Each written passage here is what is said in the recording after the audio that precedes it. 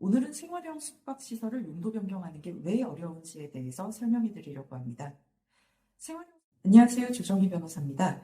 오늘은 생활형 숙박시설을 용도 변경하는 게 왜 어려운지에 대해서 설명해 드리려고 합니다. 생활형 숙박시설을 분양받은 분들께서는 실거주가 안 되는 문제를 해결하기 위해서 오피스텔로의 용도 변경이 가능한지를 가장 궁금해 하시고, 실제로 오피스텔로 용도 변경되기를 기다리고 계시는 분들도 많이 계십니다. 그런데 현실적으로 생활형 숙박시설 레지던스를 오피스텔로 용도 변경하는 것 녹록지 않습니다.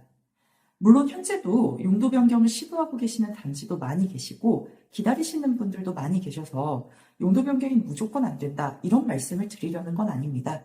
다만 변호사의 입장에서 보기에 법률적으로 어떤 부분이 어려운지에 대해서 설명해 드리는 것이니 그렇게 봐주시면 좋겠습니다.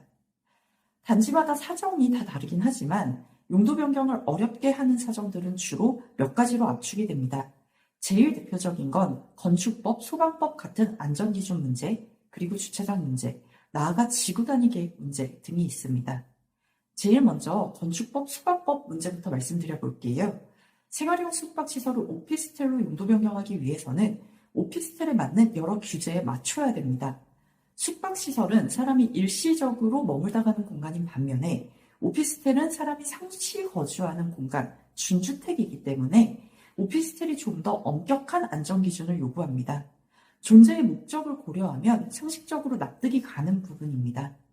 예를 들어서 오피스텔의 경우에는 복도 폭이 1.8m 이상이어야 되고 연기 배출 시설도 갖춰야 되고 화재 감지기도 설치해야 되고 이렇게 생숙에 비해서는 보다 강화된 안전 규제들이 있습니다.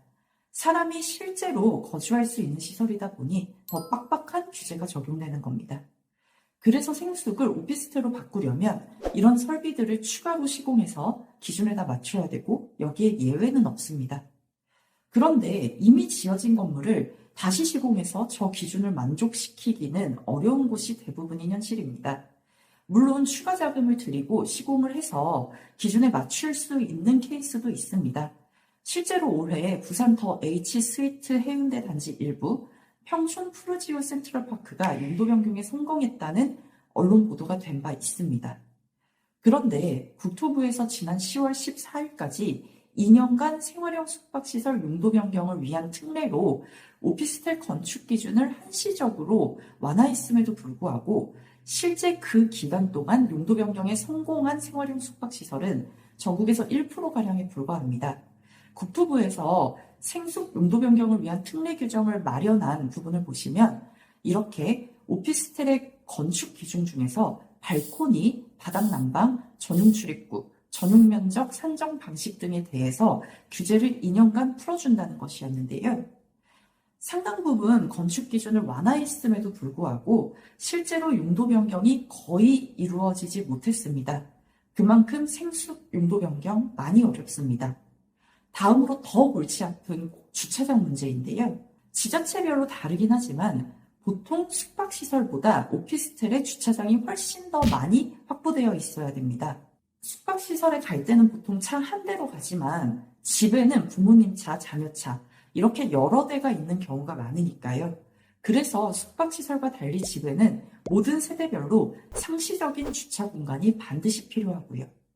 이런 이유로 쉽게 표현해서 예컨대 숙박시설이 100제곱미터 면적마다 한 대 주차장을 확보해야 한다고 하면 오피스텔의 경우에는 100제곱미터 면적마다 2대 분량의 주차장을 확보해야 되는 것입니다. 그렇다면 다 지어진 상태에서 추가 주차장을 확보하려면 결국에는 큰 돈을 들여서 추가 부지를 확보하고 추가 공사를 해야 되는데 이건 비용 부담도 엄청나고 구조적으로 불가능한 경우도 많고요.